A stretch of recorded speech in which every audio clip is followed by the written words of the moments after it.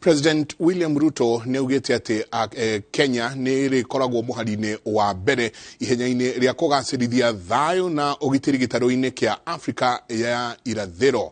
Akiaria hindi ya kumagaria mbutu ya mbirarũ iria itanyitwo kuingira bururi-ini wa Democratic Republic of Congo kugeria gucokereria thayũ mwena wa Embakasi Garrison, President augite mabururi ma Afrika ya irathiro magirire kunyitanira na kunina bara na wagi wa kana uiguano uria umanaga gitaru-ini giki mweke gitaru giki mweke wa gutherema. Niongereire ati gutumana guku ni njira imwe ya kuonania urumwe na unyitaniri rungu rwa gikundi kia East African Community Regional Force.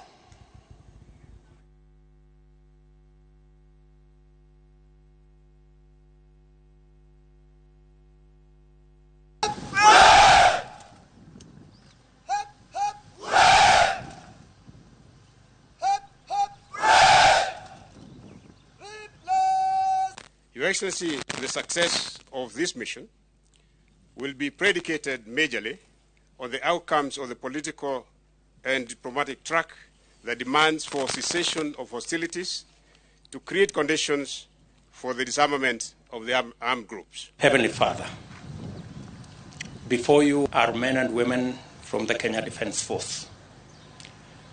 They are on a mission to protect humanity, to protect mothers and children, and people, our brothers and sisters in the DRC.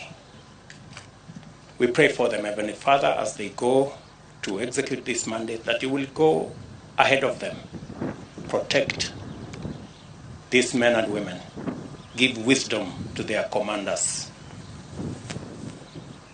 give them favor, even as they work with other forces, even as they live today and the days to come. We pray for them, Heavenly Father, because we pray in Jesus' name. Amen. Thank you, and may the good Lord bless you.